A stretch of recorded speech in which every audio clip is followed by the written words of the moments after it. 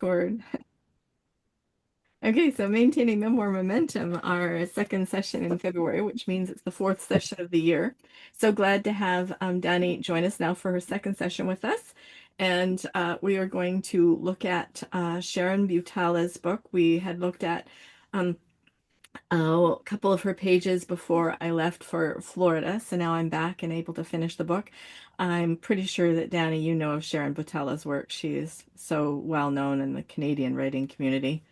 Do you, Sharon, Dani? Hold on, I'm trying to turn off my uh background meditation music. Oh, okay. It's disturbing what I'm doing. Oh, okay. All right. If I can So just I will pull up something to share for that, and I'm going to shut off this. And then Valerie did say that she was going to be here and share something today, so maybe she's just running a little bit late. Can somebody put in the WhatsApp chat that, hey, Valerie, we're here now? That would be great.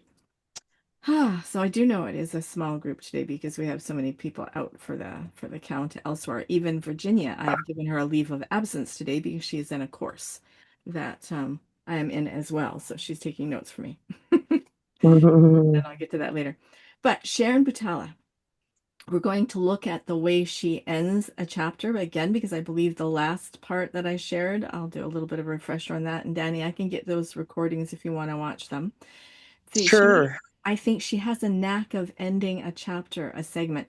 And I would call more her writing not so much a chronological narrative, although it is chronological in some senses, and a narrative, but also more like essays. And I'd like your opinion on that part that we look at today.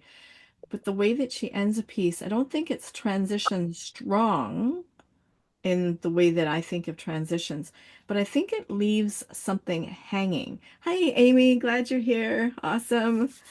Yep, you are noontime out in the eastern area. Have you got snow too, right? You've got snow and weather in the east? We are having a major blizzard. Us Ooh, too. Yep. yeah. I Yeah, they probably 8 inches out there. The winds are really starting to pick up now. Oh my. Snow is all over the screens. Can't even see out. Wow. Okay. Blessings on you both. Yeah. That's better you than me, Gunga Din, you know. yeah, well here in Brooklyn, well in New York they actually call it emergency, so no one could be out on the roads between 9 p.m. last night and noon today. Oh, that's I'm not sure serious. if they'll extend that because Wow. so that emergency vehicles only. Hmm. Yeah. Same here. And Yeah. let's all take a couple of moments to be thankful for snow and the shutdown there and the safety there, as opposed to the cartel and the military fighting it out in the streets of Puerto Vallarta. Yeah, Hmm. My absolutely. family is in Puerto Vallarta. Oh my goodness, so they're I Oh, have sheltering in my space? well, I don't know. I haven't heard anything today further from yesterday. But it was really, I don't know if you heard the details yesterday. It was really bad. Hmm. And planes on fire, gunshots, Oh, you know.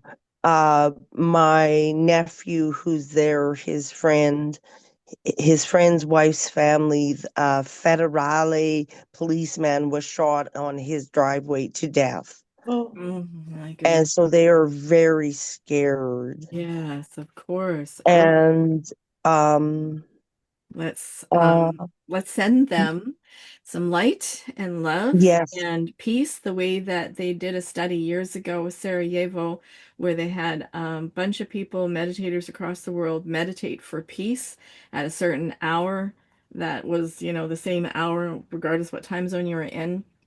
And during that hour, the shooting and the violence went way down. So let's not underestimate our power to send love and light and wishes and images of peace and a moment of gratitude. And we're going to move into our maintaining memoir momentum today. And I hope continued safety for your family, Dani. Thank you. thank you. We did an hour-long smudge yesterday, Oh, good, good, good. and maybe at the same time as your people that you were talking about. Yeah, maybe. Okay, so I'm Mm. going to share the screen, everyone, and I'm going to get some readers for um, this. So sharing the screen and nope. There we go. So, now remember, unless I take this image into another app, I can't make it bigger here, but you all can make it bigger. And we're not going to read the first paragraph at the top. You know what? Maybe I will take it into preview and stuff and see. Let's open this in. Okay, so Caroline, I think I could have you read. Okay. Not the first paragraph on there that's incomplete. You're going to start at I mourned my isolation, and then you'll just stop at the other life, and then Bill, if I can have you go then from thus I read a stream of books to the next page, which is short. So, I have Caroline. no way on my computer for some reason to expand to No, large. so can you see at the top where it says Rusty Lehigh sharing the screen and three little dots? Rusty Lee, yes, See those three little dots? You click on yes. those and you can see options to enlarge it. Tell me if that works for you.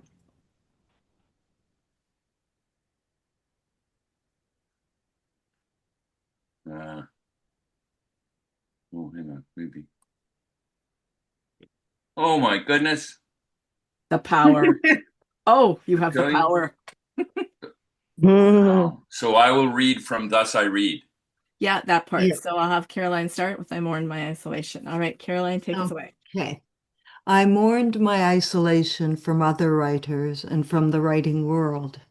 But in the end, I know it was my very isolation that made me into the writer I've become, because I wasn't influenced by whatever other writers were talking to each other about, whatever the literary fashions were.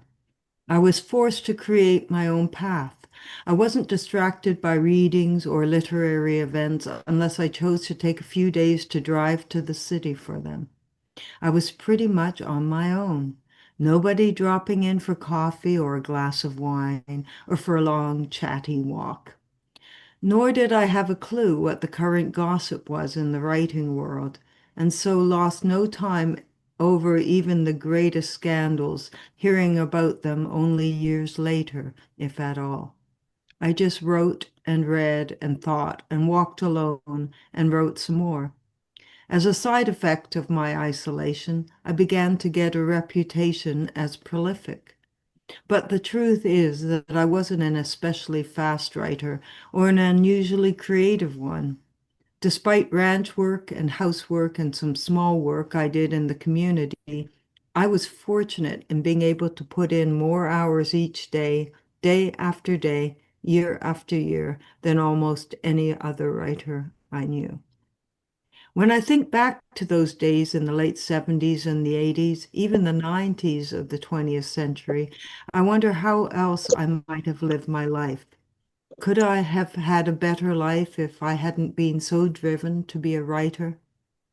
But I know that the work was so tightly interwoven with my own drive to know who I was and who I might be, fed as it was by my encounters in nature, that there was no possible other life.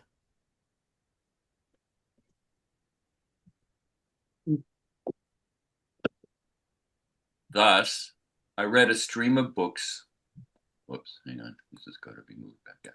I read a stream of books, usually four and even rarely five at a time, putting one down when I was tiring and picking up another, putting that one down when Peter called me to come and help, either by driving a truck or by riding with him to bring in a sick cow or to sort out calves or to check fences or to open and close gates in the corral or else to make coffee and a snack for the few men who were giving him a hand that day. At first, I left my writing without looking back, believing that my duty to Peter should always come first, but later I might reply, "Just a minute," and delay a few minutes. Eventually, I would reply that I'd come as soon as I finished whatever I was doing. Writing had taken over. Peter would often reply, "You keep on with what you're doing. I'll get so and so to help me."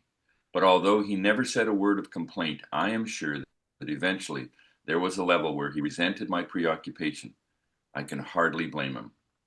For the most part, though, these strands of my life, the writing, the housekeeping, the ranch work, work together rhythmically, each giving me a break from the other and each feeding the other.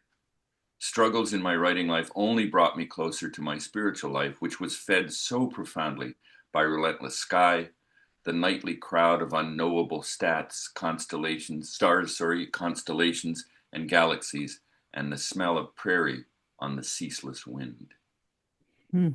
Okay. So one of my questions before you all is how has she ended this without a like a really big and because of that then this happened, but yet a pull to me to read the next page. And maybe that's just me. Maybe this is the writing that I'm enjoying.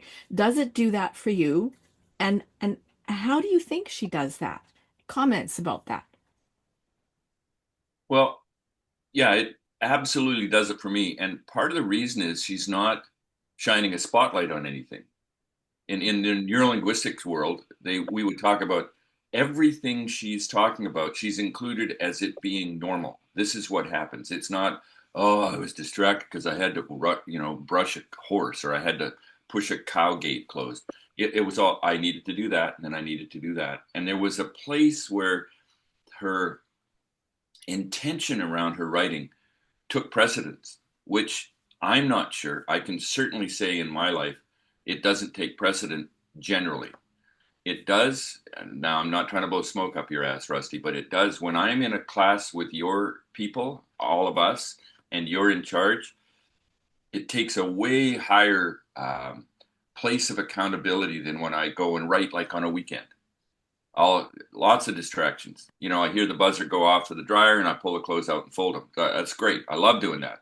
But I don't do that in the middle of my writing with you guys in just about everything that we do together. Sometimes I'll go and do some art, but the essence is her life is all this and all of it feeds into the next, whatever that might look like. And I really like that because it doesn't make it, I'm doing my I'm doing this and nothing else matters in my life.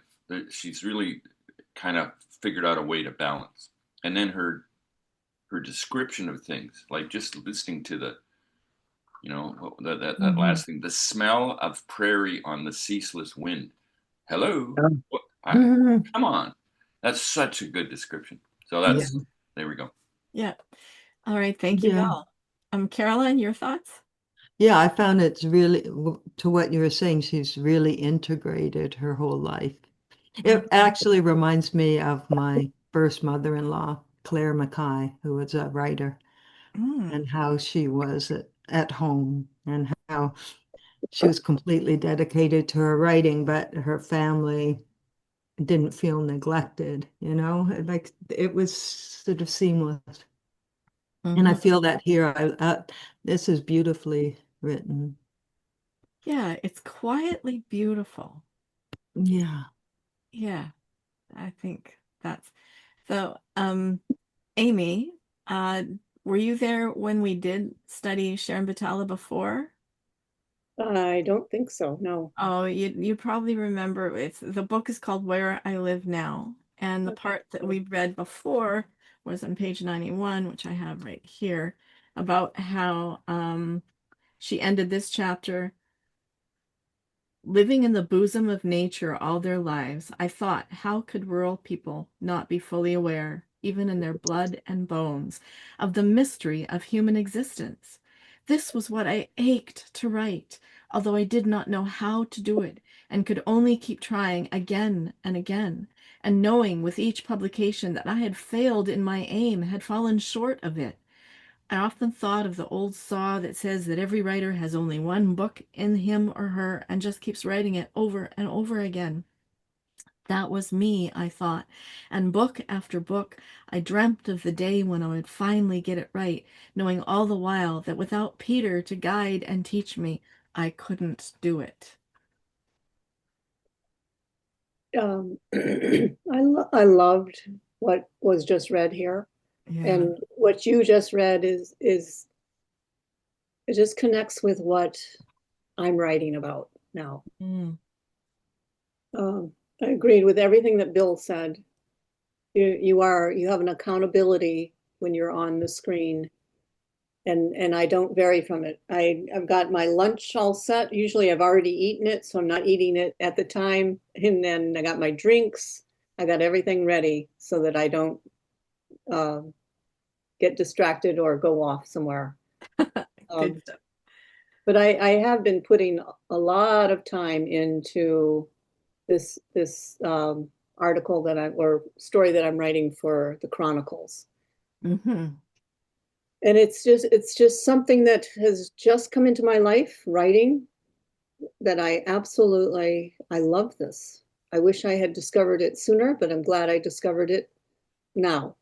Mm. Yeah, remember Mm. what Marianne said yesterday? Well, where would I be without having found you in these writing groups here? Yes.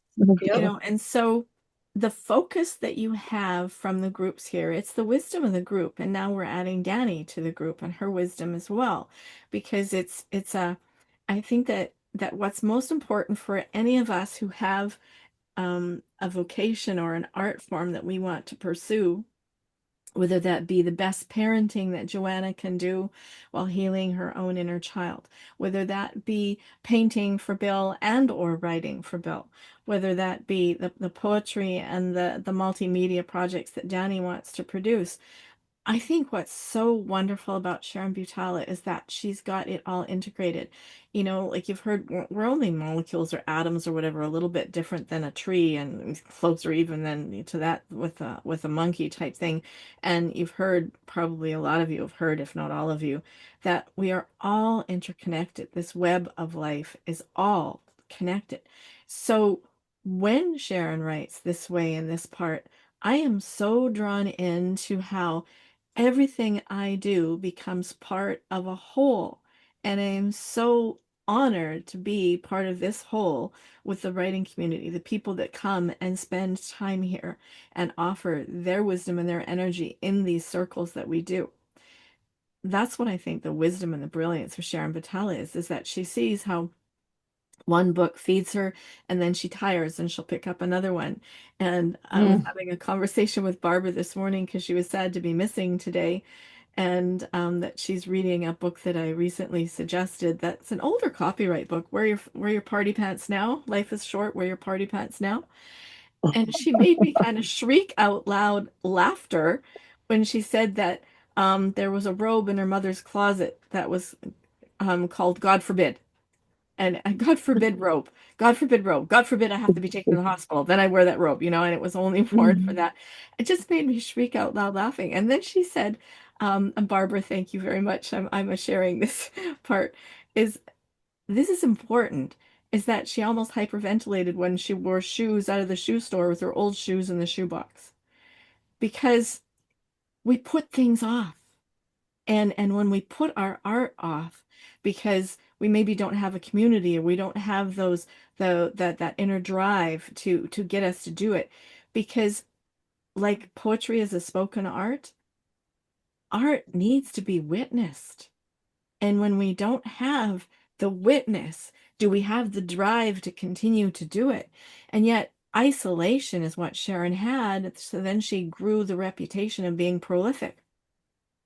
I can so identify with the isolation and being prolific because I had that kind of isolation, granted in a dysfunctional relationship with somebody who wanted me 24/7 and didn't want the outside world in.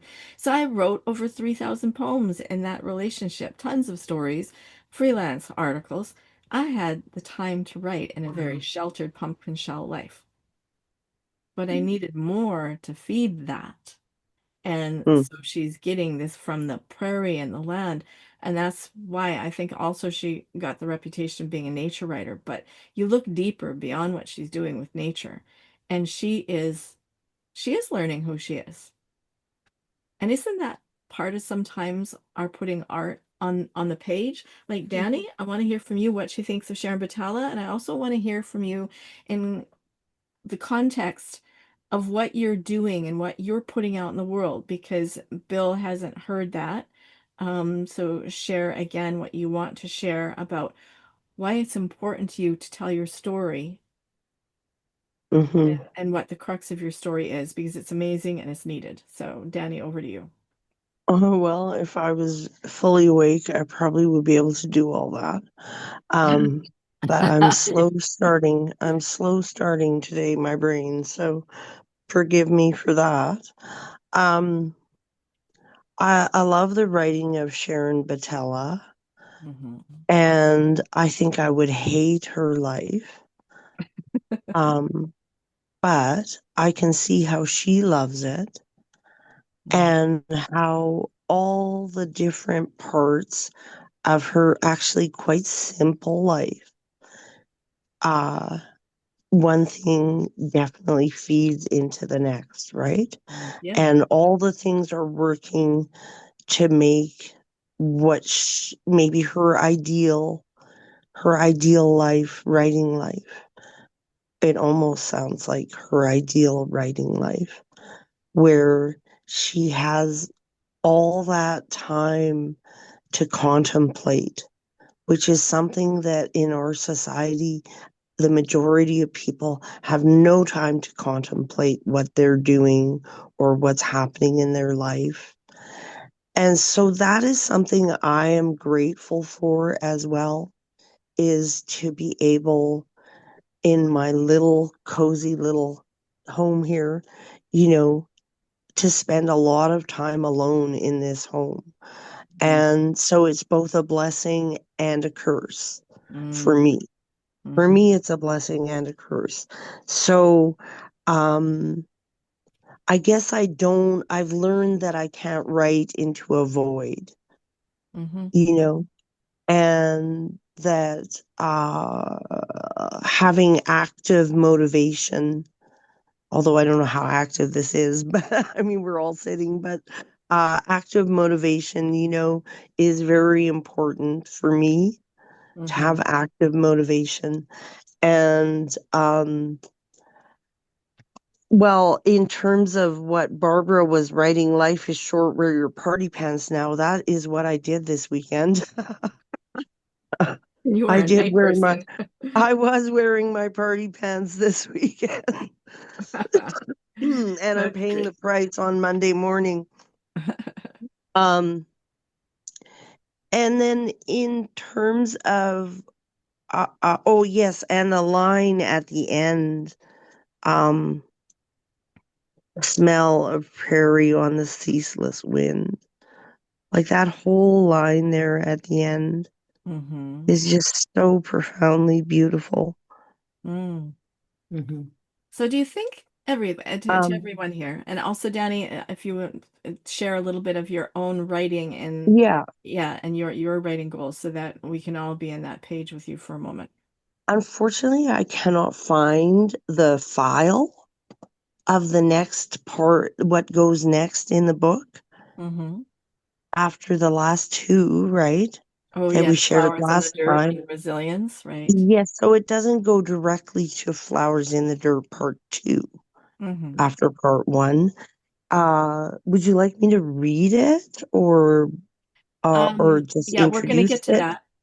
Okay. Yeah, we're gonna get to that. Or You know just what? Well, talk we're there. about what I've done so far. Yeah, that, and then we're gonna get to the sharing and a little bit. We're gonna just look at this a little bit more because you've given me a couple of things that I want to comment on. So just yeah, we'll come back to you. You can share a little bit more than when you can read a bit. So let's keep with the Sharon for Okay. now. Okay, you've given me something that I didn't see here. Now you've all heard me say that people read memoir because they want to see the transformation of the writer, and I was kind of wondering what the transformation was here with Sharon, and for me, on the surface, I could see that possibly surmise that the transformation was how she dealt with her grief over Peter's dying and how she dealt with her grief of having to leave the land that gave her so much prolific writing, how she had to leave the lifestyle that gave her so much prolific writing. And uh, when Danny, you said that people don't have this time to do this, like a room of one's own, Virginia Woolf, about we need this space, these times to follow our art. Self-actualization. I think that's the Yeah. inner transformation that Sharon is going through because you're right, modern society does not allow for us. People have to get ready for their 9 to 5 job, Monday through Friday. on weekends they have to do all the catch up of the lawn and this and that and seeing the family or celebrating birthday parties for the kids. On the weeknights they have to get to their volunteer meetings if they're civically minded. They have to get kids to their sports or music lessons. They have to put dinner on the table. They have to make sure that there's clean clothes for the next day, and sometimes laundry gets pushed off for the weekend. Where are those socks again? There's no time to self-actualize. They're going from task to task to task to task. She had that. And I think that I only have about 30 pages left in the book, and then I'll have maybe another opinion of that. But that, and yet she was successfully writing into the void. You said that you would hate her life, and that your little apartment to be in on its own is a blessing and a curse. She had the time to write and be very introspective. In that way, she makes me think of Barbara's really dense, not dense, that intense introspection on motherhood and how her life experiences as a child shaped her experiences as a mother, and how her three boys, three sons, shaped her experience too. That's so this reminds me too of Barbara's ability to really focus on that one thing, and Sharon is focusing on this. Caroline, go ahead. Well, I was just thinking in this paragraph, I think what struck me was her transformation from um, her housewifely duties Yes, to her yes. writing, like giving priority to herself that we see in this paragraph. There's a quiet transformation as Hmm. she allows herself her space. Yep, and That that's what I have up here. Notice her introspection and deep commitment to knowing who she is with the landscape of sky, reaching views of the grassy prairies and the hills. That makes me think of Barbara. Joanna, I've got a Mhm. note here for you too. And then also how she balances her writing life, her ranch life, and being a wife. She balances that, but you're right, Caroline, Mhm. she does that But transformation. it gradually the Yeah. balance is more as Yeah. a writer, Hmm. Yeah, you for know. sure. Bill, go ahead then. Bill, then Amy, and then we're going to talk about Joanna too here about what it made me think of Joanna. So, Bill? I need to push back on the self-actualization conversation because I think she figured it out by Yeah. the very nature of Yeah, but everything she did, which included opening cattle gates. yeah, Mm, that's what I'm talking about. She did Yeah. that. That I see that. mhm, This is what she's doing in her writing. Yeah, Um, and I think that that's a calling that when we get to that place, Wayne Dyer talks about this, Dostoevsky talks about it, the principle that all of the things that are happening in my life are the very things I need to self-actualize. I need to get this. yeah. Man's search for mhm. meaning. He Yes. figured it out, gave away his food while Mhm. he was in the prison camp. What? I mean, it wasn't enough to survive. People died because they didn't have enough food, and he was giving food away.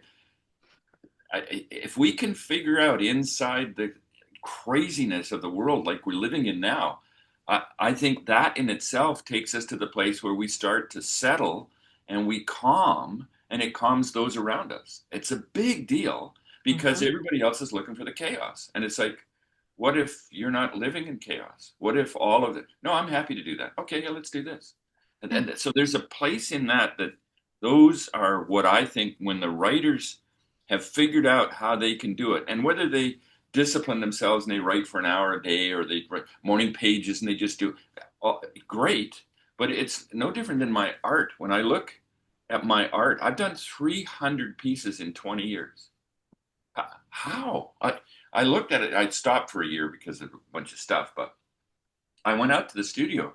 I'm trying to do this writing thing that I'm doing around it about patron, and I'm looking at this going. There are some artists that are famous and have sold some of their art for millions of dollars, and they made 35. Like, what's happened that I could go and paint? I've had people ask me, well, how long did that take to paint? Like, that's a relevant piece of data. Like, oh, because we're so used to our insane world where we get paid by the hour for things. Yeah. Well, if that painting only took, it's like that Chinese guy that took 20 years to figure out how to draw one line and do Yeah. a goose, a snow Hmm. goose. and the emperor was all offended by the fact that he just sketched it and there it is, and he wants a Dachau and he wants a bunch of other stuff, and he's like, it doesn't matter that it took me 30 seconds to draw that. It took 20 years for me Mhm. to figure it out. And I think much of our writing is like that. Yes. And that's Yeah. the self-actualization thing. Yeah. Yeah. I I love that get you that pointed out. question so much, Bill, I as a know. sculptor, and I hate it. I sort of bluster around it, but No. it's so You know what? irrelevant. You say this, but I took a picture of this woman sitting with her back to me. She doesn't know I took a picture of her sweatshirt, but on her sweatshirt was "Pay me for my experience, not my time." Yeah, So that, exactly. yeah, pay for your experience, not so. Well, what I say, just so you know, Carolyn, what I say to people, I say, if that's a relevant piece of data for you, please don't buy my art. Oh yeah, Oh, that's a good good one. comeback, Caroline. Write that one Yeah. down. Okay. That's a good one. All right, Amy, if you still got your thought tumbling around there, Amy, you're Called next. a throat punch. Yeah. Uh, I find that while I'm writing, sometimes I'm at it for so long trying to edit one part. I go, this just sounds so stupid now. I think this is a piece of junk. And Oh, when I get to that point, I leave. I have to yes. leave. I've been at it too long.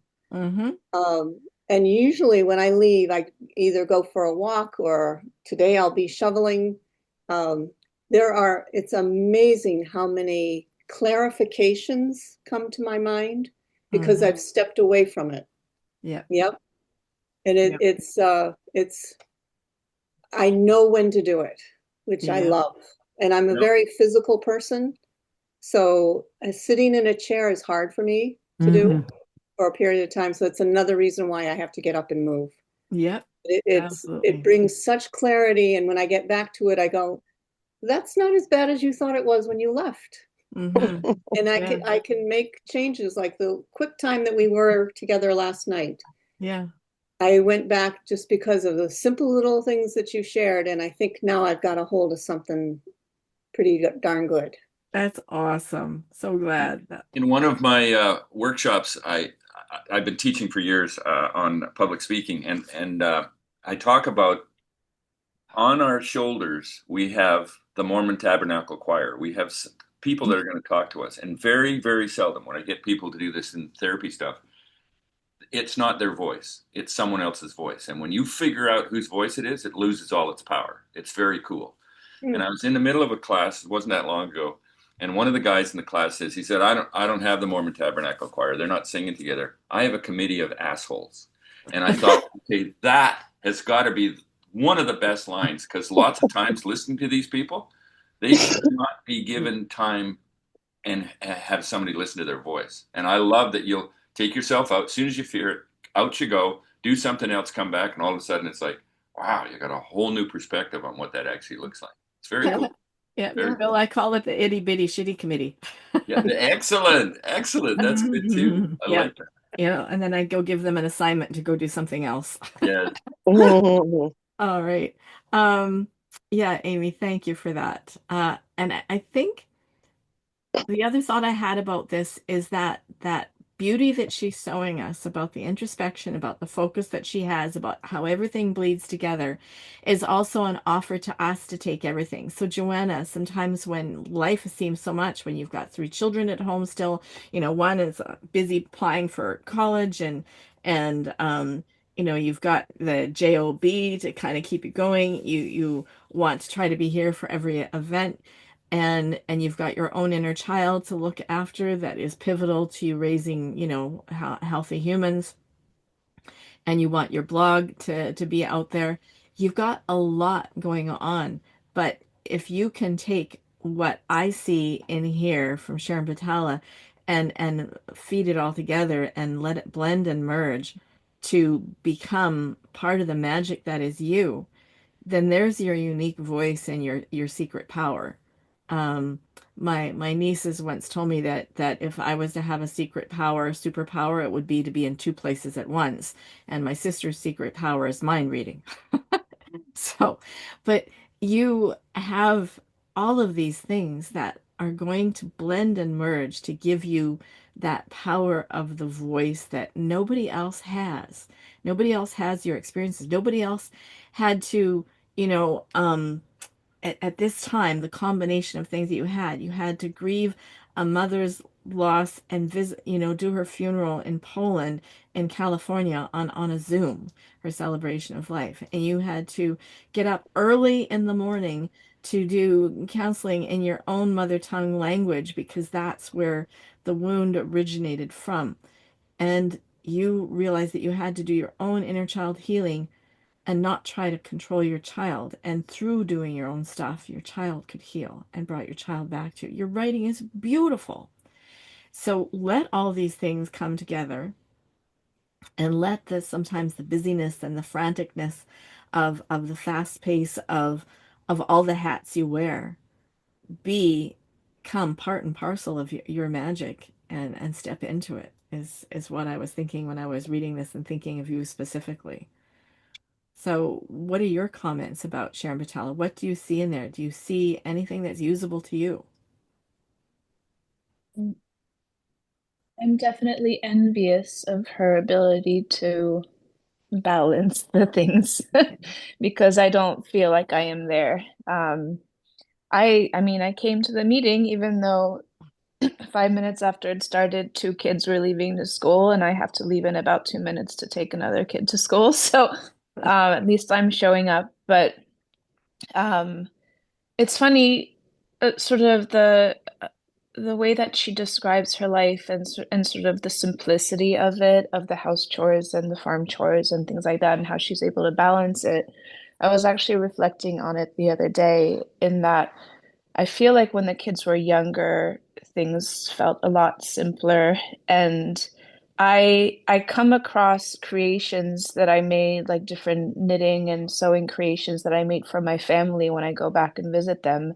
And I think about like, when did I have time to do that? I had like three young children like running around and but life was simpler. Like, the a child needs a diaper changed or needs to be fed and you just do it and then you go on to your next thing. I don't know. There was more, I felt like more room for creativity then.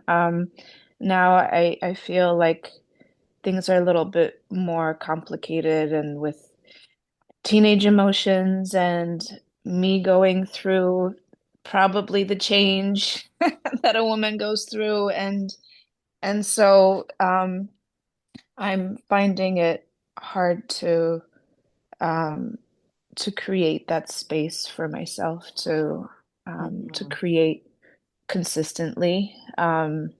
So that's where I'm at right now. But yeah, so that section definitely I felt envious of that, of being Mhm. able to Yeah. prioritize that. Yeah, so it's true. She had no children there. And Peter eventually, would sometimes come and ask, and then he'd just get some guys to do it because the ranchers did work together. They did work together.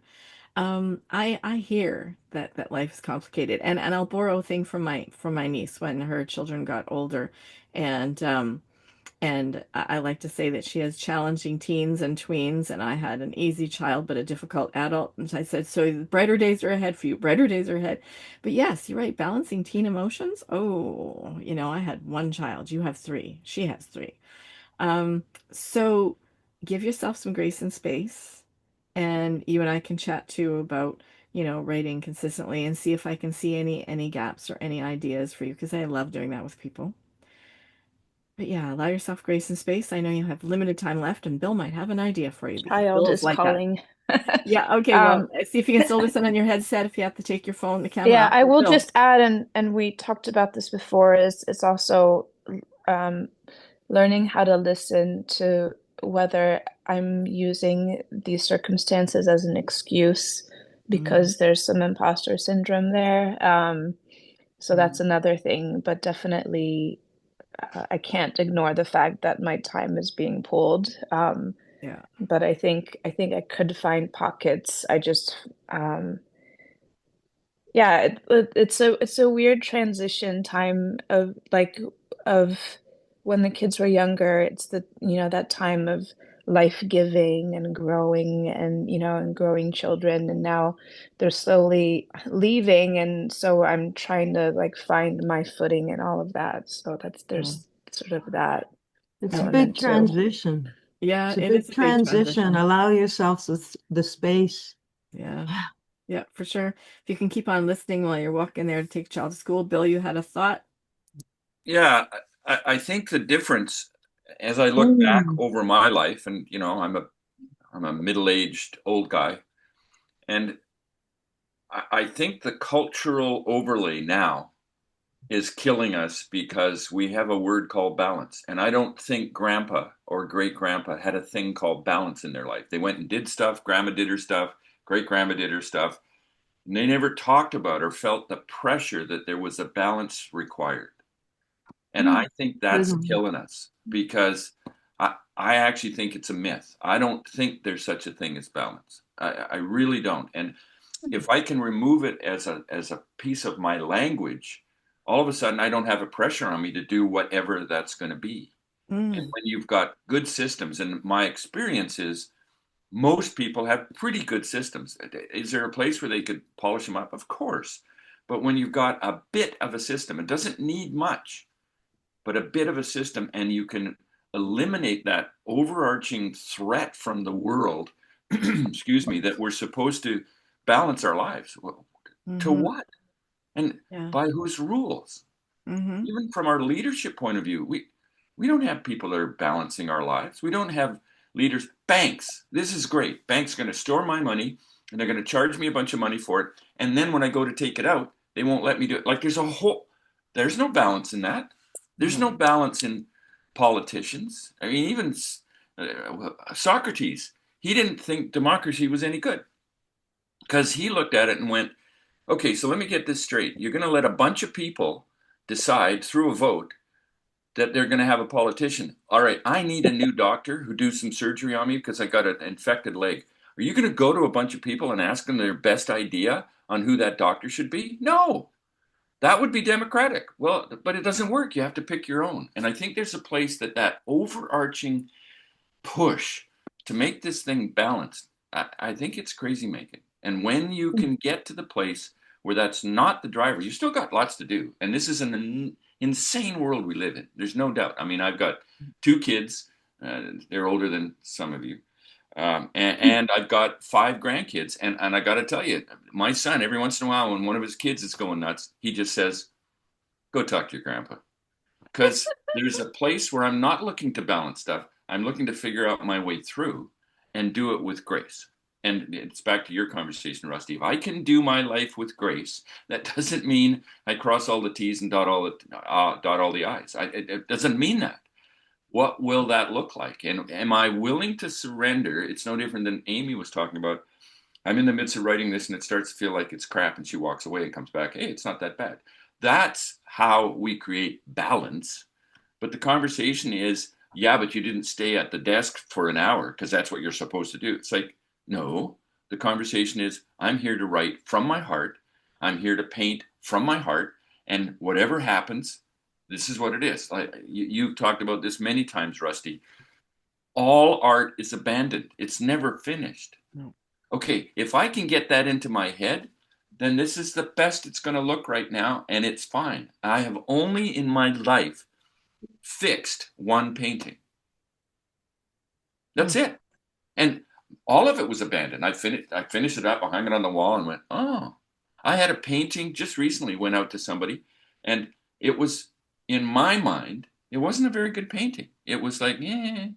She fell in love with it. I hung it in the bathroom, and she fell in love with it and took it with her when she left. I'm into barter, right? I'll trade anything. And so that context, she couldn't afford it, but I said, "Oh, we'll figure something out." And so there is there's no balance in that. And I think there are so many places where capitalism screws us up on balance. What Mm-hmm. does that Yeah. mean? Yeah. Yeah. I'm not willing to trade an hour of my time because I'm a corporate guy and I charge $10,000 an hour, and my chiropractor only charges $200 an hour. What do you mean, trade an hour for an hour? Look at how much my time is. No, it's an hour. Shut up. Trade it. Yeah. Like, can I actually do that without having that overarching threat that I'm not living a balanced life? Hmm. Anyway, Yeah. Oh, there was one more thing I wanted to tell Joanna too. See that you've got your earbuds in. This is good. Is that my niece said, "Oh, things were so simple when they were toddlers. They could just throw them over my shoulder and throw them in bed or throw them in the crib or whatever. But now, I can't manhandle teenagers." And yeah, no, you can't. So you're right. There is something that was simpler about those days. You feed, you change a diaper, you nap them. But when there's emotions and when they're making that transition from teens to adulthood, and you have to let go but hang on, but let go but hang on, but let go and hang on, that takes a lot of concentration and a lot of savviness in the parent to do that. And then there's different ways to raise a son and a daughter that to, honor the son. One woman I absolutely love and adore, the one I visited in Florida, whenever her son said, "Why do we have to do this?" She said, "Because I'm not raising some jerk for your partner one day." Or, "Why do we have to cook one day a week?" Because I'm not raising some jerk that's not going to know how to feed his wife or partner when they come home hungry from a day of work. It's like, why do we have to save some of our money? Because I'm not raising some destitute person that's going to, be a loser wanting to crash on my doorstep, which by the way is not allowed. you know, so there is those complications that you were talking about, but but also a again, I system. think, Bill said a system. Remember that word, system. but I think the complications are that so for example, my kids, part of the deal, clean up your own mess. And it sounds simple, but kids don't do that. And so one day, my wife and I came home. The place wasn't cleaned up. We had to clean it up to make dinner. And I just looked at her and said, "Let's go for dinner." And the kids were like, "Yes." And I said, "Oh, not you, not you. We're going for dinner. Ann and I are going for dinner." And they're like, "What?" And I said, "Well, yeah, there's a simple rule. Make the mess. I have no issue with it. Even if there's tomato sauce on the ceiling, clean it up. It's fine. You made dinner, but you got to clean it up." Well, when we got home, the whole house was vacuumed. The couches were vacuumed. Everything was put exactly where it needed to be. I went out for dinner again to take them out to dinner. Oh, We never scrapped about cleaning the house or cleaning up dishes afterwards. It was not. And lots of people, certainly people that I knew, Gerald Jomblowski is a perfect example. He would not have done that. He would have done it differently. But I don't care. The issue was this: in our family, that worked. Hmm. Yeah. And so Wow. there's a place, and that's not balance. There was no balance in that. But I want behavior, because remember, the push pull, the hardest part about what we do with kids is their job is to become independent. My job is to get them independent. And the only thing we're fighting over is the timeline. That's the only thing we're scrapping over. They're not going to be there till boys are 25. Their Yeah. frontal cortex does not work properly till they're adults. Yeah. Well, so they want to get out at 15 or 16. My job, how do I corral that? How do I do that in a way that lets them get some level of authority? Because agency, I can't give a 5-year old kid agency. It's not possible. Mm. But that's what we're doing today. Yeah. Come on, anyway, Let's that's a bring this back to side writing. conversation. Bring it back to writing. Okay. I'm done. All right. Good. Good. I think Okay. if I can So, just add one real quick thing, it's life is balancing imbalances. It's a constant Yeah. effort. hmm yeah. For sure. And choosing our own balances, because I can go overboard and balancing um how much fluid I have in the day and have too much in the evening, and then lose quality sleep at night. So there's all sorts of ways that we choose our own, for sure. So Danny has something that she can share today. Valerie did. Anybody else? Because we'll separate the time that's left. We've got 25 minutes left, so we can separate that time. I know Joanna's driving, so we've I got have to to leave say at 10, and you then have I'll to be leave at back the for top of the 11. hour. Okay, then you'll be back for Monday Writing Room. All right, so Caroline, did you have anything to share today? And Valerie, I think you're there only with your sound. I don't see your computer, your picture. You said that you had something to share today, Valerie. So if you kind of come off mute and let us know what's happening for you over there. Yeah, you're in Cancun. So you're not touched by the violence that's going on in Puerto Vallarta, are you? No, and we've had so many calls. I don't know if you can see me. We can't see you, but we can hear you. Okay. Well, uh, yeah, that message to you was for last week. If Oh, you looked I at the see. date on it, because Oh, I'm visiting my daughter in okay. Islamahadis, and Okay. uh, so I don't have anything really to share Okay. publicly, and I only have my cell phone. So Okay. I'm kind of without understanding of how this all works without my Okay. equipment. No So worries. If yeah. you need to get back to visiting your daughter, Rachel, that's Well, fine. she's gone to do some reflexology, and I Okay. have a osteopath coming to see me here in an hour Okay. because I fell Oh, uh, up in January, okay. and I figured, you know what, the swelling's all gone. Now I just want to see if everything's still lined up. So that's what I'm. Okay. All right. Well, thank you for being here. If you have anything to say, feel free to unmute and come in and share. And as long as you can stay, please stay. Okay. So, Amy, I think I'd love to hear what you had yesterday and how you've gotten it further, so we can look at that with the tools of memoir in mind. And Dani, if you can find the piece that you maybe wanted to share today or talk about your writing after Amy, that would be great. Caroline, did you have anything that you wanted to share today, bring forth? I didn't bring anything because I figured I'd done on Friday or Yeah, you whenever. had, but it's just that Yeah. you always get extra opportunities if there's a shortage of people. So, and I do Um, need two more volunteer. Valerie, are you going to be able to share on Radiant Rewriters this Thursday? Um, because I need three people for Radiant Rewriters on Thursday to take the hot seat. Joanna, you can, or no, are you Yes, such a yes, I'm schedule? gonna. I can Valerie? share on Thursday, Okay. and I think I can share the beginning piece of what we talked about Friday, I guess it was. Oh, okay. I did write that, and so we can look at that if you want to. I think I can pull that out. Okay, on Thursday then. That'd be great then. Okay. Thank you. All right, so Amy, take us away and then we'll go to Danny and we'll see how our time goes here. Okay, Amy. Okay, let me just scroll. I'm almost there.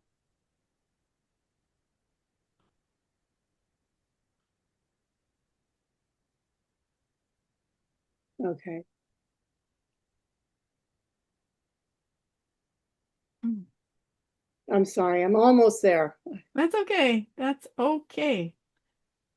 While Amy's doing that, I could show, if you wanted on Thursday, I could show the piece I'm writing as the preamble or Yeah.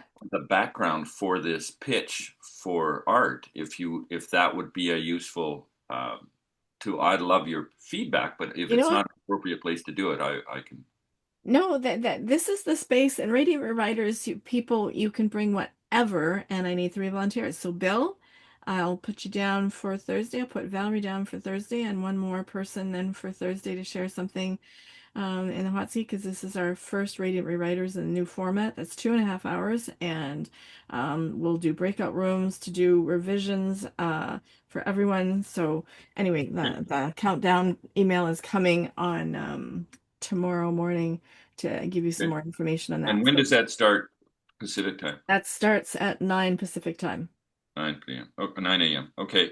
Okay. And you want that so that you can put it up on the screen, or Yeah, I should please, make if you can okay, send it to me ahead of time, if okay, it's done. easier for me to share than you, great. Okay, Okay, so and Amy. thanks. I, Oh, yes, if you Caroline? need anything, I could do the other half of Northern Girl, which I think I did a while back. Okay. Uh, Yeah. So yeah. all right. And then so Caroline, Bill, and Valerie, then that's Or great. today, I meant. Yeah, or today. Okay. All right. Amy.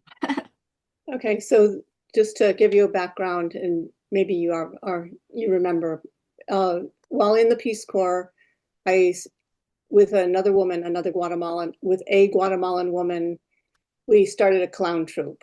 So uh, every aspect of our visit went smoothly. What surprised me was that the adult patients were just as entertained as the children. One particular man asked a student if he could have one of the toys.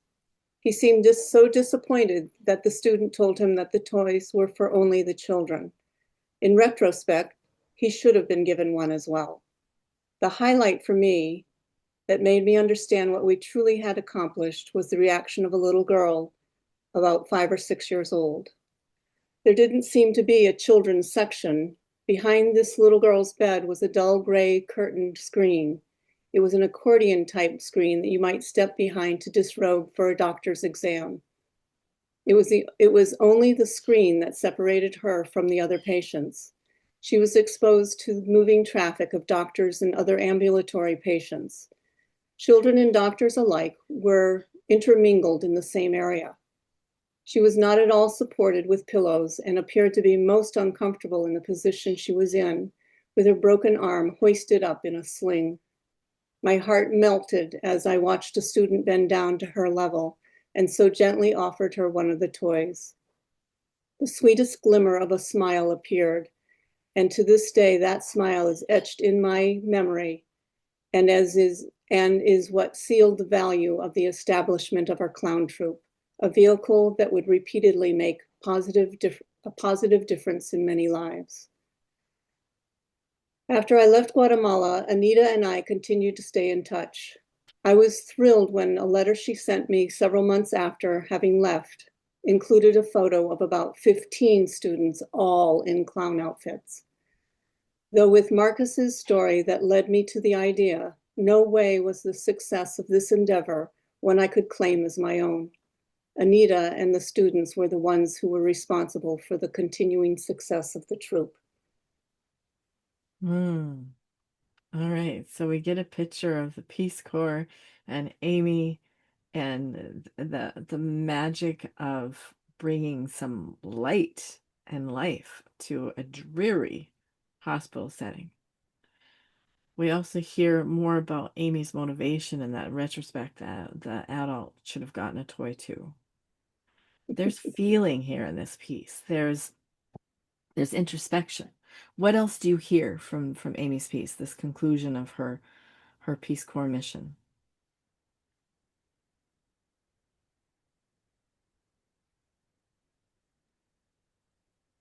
I might have made this up, but I felt you were a little bit reticent to take ownership for having kicked off something with somebody because the kids took it over. And I don't know if that's true, but it Mm. felt a little like, I wasn't part of that success. I'm like, I think there was more people that kick stuff off. They might not be finishers, but boy, if they hadn't got it started, kids would Well, never done it. So actually, that, later on, I go through what I felt I did accomplish, and having started that was okay. one of my accomplishments. So yeah, Okay. yeah. Ah, Okay. okay. Yeah, the rest of it, I love that you're just doing stuff that's certainly different than what lots of people would be doing in that arena. Yeah. And I even talk about that as well. Awesome. Awesome, awesome. So you're feeling much better about your piece. It's sounding much stronger, more congruent. One thing that Tina talks about is, and I know we've talked about it before, is bringing more feeling, emotions into the writing. And that's what I'd like to know. Is this still just detailed um, Mm. description of what's going on, or have I brought emotion into it? I think you could show more about the adult's disappointment that she was refused a toy. I think you could show the body language of that, and you could talk about what happened inside your body to realize that that moment of offering joy through a tiny little thing was missed. So, and then what did you change after that? Uh, what tools did you change or implement from that realization, or did that realization get lost and only surface years later? So give us more of that depth that's going on in you. Make us feel the sadness for that patient. Anyone else, would that bring out more for you to see those moments?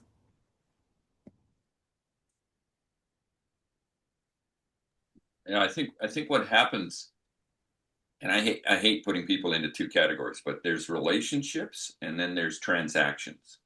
And Mhm. we got to do a lot of transactions. But when the transaction came about where somebody was an adult, wanted a toy, That's transactional. Your sole purpose for putting together what you were doing was because of the relationships that you wanted to build with kids. And yes, it'll have transactional elements to it, but when a transaction goes and isolates itself, your heart goes, whoa, wait a sec, we should have. Shoulda, coulda, woulda. I mean, it's part of it. So showing those distinctions, because lots of times we fall into the category or a camp that we've got some transactions we have to accomplish. Well, the only reason for those transactions is to be relational. And lots of people aren't relational. That's kind of the given. And many times a relationship person marries a transaction person. Now we got problems. So it's just looking through that kind of a lens, which I think would help you as you look through the relationship stuff, why you started it in the first place. You can then look at those transactional places so that it doesn't work as well and talk about that disappointment. I think that's a really powerful tool. All right, thank you. Mm-hmm. Does that give you what you need to polish that up some more? Yeah, it actually, I hadn't thought about talking more about him because it was just kind of a real, it took like 2 seconds for him to be told, no, these toys are for the kids, not you. Yeah, but it's Yeah. made a huge impact on you. I like the sense I got was that there's an emotion behind that that's very strong. That Uh-huh.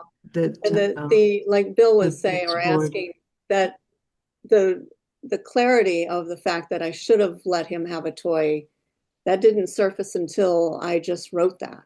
So decades after it happened, I didn't think about it at the time. It Wow. was, Wow. I was more concerned that we get in, we do what we have to do, and we get out and not That's cause the any problems. transaction. But you know, what is it all about? Was it even worthwhile? Is what my first visit was all about. Was, are we really doing something that's valuable? Mm-hmm. Yeah. So, So I think you have some depth that you can add there. Mhm. yeah, Mm-hmm. yeah. Well, what I heard Valerie? in Valerie, we could hear you really I clearly where you were before. heard We're not. No, we're not. in Amy's voice. Can you hear me? We heard you clearly for a Can you hear moment. me? Now we can. Oh, I'm seeing. Can you hear me now? Yes. Yes. Okay. Yeah. Oh, you can hear me now? Yep. Yes. No. Yes. Yeah, the Wi-Fi goes in. Oh, Yep. no. Okay, find that spot because we heard you perfectly before. If you moved, find that spot you were originally in. And you spoke before. All right, and Dani, if you can come back and join us and share a bit more with our remaining time, that would be great. Valerie, I don't think we're hearing you. Your internet's got you in and out. Hello. Hey, Dani. Oh, Hey. okay. So have you got something to share that we can comment on in our Oh, remaining well, time? I can't see myself. We can see you. Okay. Um, okay, so the beginning of the book is Resilient Me. I'm trying to read it to you in order, so I'm ordering it as I go. Okay. All And I right. can't find some pieces that I'm looking for. And yeah. So anyways, it opens with I am resilient me. So that's today. Today I am resilient me, right?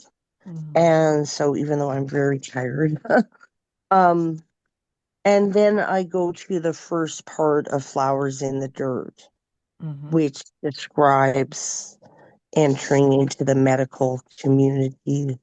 Um uh I don't know what to call it, really. Torture, shelter and torture at the same time. Um, okay, so then I segue to the original writing of this story, which starts in Edmonton in 1963.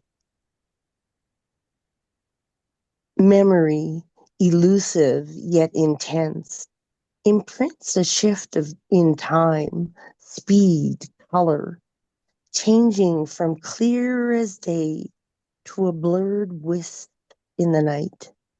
A feather wafting on the wings of the wind, you catch a glimpse of the ever-changing light and shadow, and you are real again, solid, black and white, chiaroscuro of sharp definition. And then there's three asterisks. Free love brought me into this world. I remembered years later while painting myself inside my mother. I remember being in the birth canal. My parents made beautiful love. I think, I imagine. They escaped from Catholic guilt, making love like hippies in our VW van. I am their love child. Summer is my mother, my birth, her birth. We celebrate our entrance into the world together. I was born June 6, 1963, from my mother's womb, crying from the beginning to get out on a perfect day. And then it says to insert poem A Mother's Love, which I cannot find. Oh, okay. I can't find my mother's love today. How profound is that? That's pretty profound for sure. But what you've But given us, yeah. I do have the next part. Mm-hmm. So if we can just, I can read A Mother's Love next time. Yeah, for next time, and we can comment on this piece now in our remaining time Okay, because this sure. is rich and full. That and I love that you used chiaroscuro, the that word that talks Oh, about light and dark. That's such a great word to use. isn't Um, it? yeah, the free love brought you into the world. And I often think it's a really, if you haven't done this, I often think it's a really great idea to write to the prompt, Oh no, write about your conception. it's my internet out. Oh, your Caroline, your internet is wobbly. Yeah, I can yeah, hear it you. seems to be. I can hear Sorry. you. Okay, I'm gonna mute myself. Okay. So the conception poem aspect is in here, and yet it's memoir and it's strong memoir, feeling like you're in, and then we also get a feeling for where this writer is going with remembering being in the birth canal. There is a depth and a connection to the beginnings here. Now, you obviously can't cover your whole life because that's an autobiography, Dani. Mhm.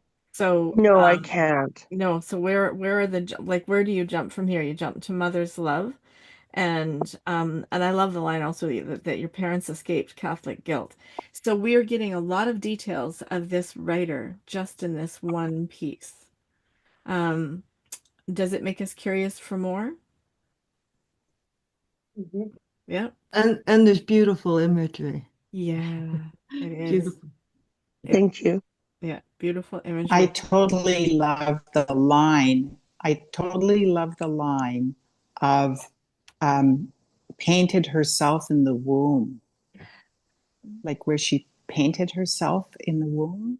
I Oh my I goodness. have that So piece. wonderful. I have that piece. Well, you found your mother's love piece? Yes, No, I you have the painting of it. Oh, The wow. painting that or painting in the oh, 90s, early 90s or late 80s, early 90s. I was going to Emily Carr University in Vancouver and uh yeah, that's what I was doing. Talk about introspective, painting late at night by candlelight and going into these really just like amazing. I was not doing drugs at that time. I just wanted you to know that because That's that is a awesome. very common response to that story. What kind of drugs were you on? No, No. I think it's beautiful. I think it's something that all of us can do is to write about our conception, to write about our experiences in the womb, because Brandon Bays, who wrote the book The Journey, who was diagnosed with a tumor the size of a basketball, and the surgeon saying, "I need to operate now because that's not menstrual bleeding. That tumor is killing you." And she said, "No, I think I'll go home over the weekend and work it out and heal it, myself or whatever." And yeah, I know, raise the eyebrows, right? The surgeon was just livid and stuff, but she did. And then she wrote about the pre-womb work. I mean, the pre-birth work that she did in the womb, and it's beautiful. It's absolutely beautiful. And then she offers these steps to anybody else to do to then work out any dis-ease or symptoms that are in your body with this ability to go in deep inside yourself, to turn out and shut off the world. So yeah, I didn't automatically think of drugs. I thought of how beautiful that you took the time and the initiative to do that, and that you were, in school painting, and you painted yourself inside the womb. I think that's just Mhm. gorgeous. So not Well, only is it a great line, I'm seriously thinking of putting images with the writings. absolutely, I'd want to see those images with the writing. And Valerie pointed out the beauty of that line, and then to know that there's a painting that goes with it. That's Mhm. awesome. Awesome, awesome. Yeah, so you have got, so now because you have all of your material written and you're going to be structuring it, what we heard last time you were with us on Thursday to now this piece and then finding my mother's love, it feels to me like you've got flow under control. It feels like, so then where's the big jump? Because you, Well, I'm really trying to work out the transitions from poem to poem with this group. okay. So it is very topical for me that a transition is a subject for us. Mhm. And so, it's not like a chronology narrative. Yeah. No, So it sounds like it'd be more that, fractured and more yes, braided, it's going to be maybe. way more like a postmodern, kind of fragmentary story. Mm-hmm. And you have to write the narrative in your head. Mm-hmm. That's up to the listener, the Yeah, viewer. right. I think that Liza Potvin in her book Lies I Told My Mother, or Lies My Mother Told Me. I'm not remembering her exact title right now, but I think she did that. She left a lot for us, left a lot of blank space on the page for us to figure out in between the lines. Um, Yeah. yeah, so that's one of the examples that you can use to, continue with your work too. And as we see more, then I can ask everyone here for some ideas and stuff on the transitions, or if a transition is needed, because maybe the poem will work with the art, and the art will then dictate the next poem. We don't know yet. Well, if the imagery is between each piece that goes with each piece, Hmm. it will maybe give it a beautiful flow Yeah. because you'll have a moment between to look. Hmm. And then I also have songs Yeah. and where are the songs going to go? So I'm trying to add the songs now, and it's not all written either, it turns out. There are major chunks missing. Oh, okay. Well, So that was what I found out on Friday, mm. is that the piece that probably comes after this is not written yet. And Oh, I've got okay. about a 10-year chunk Hmm. with nothing written. Well, then And there are memoirs that leapfrog years too till the next inciting incident. So it's okay that there might be a 10-year chunk, but if there are inciting incidents in that chunk of oh no, time, it that has to decade. be included at least in some kind of way, Okay. acknowledge that that existence was there for 10 years. You Okay. know, it's from my work life. I guess I didn't write much about my work life. Yeah. All right. Well, Sort that of not the brings most us. exciting part. No, of course not. No, it's more your art too. Well, that brings us to the end of today. We'll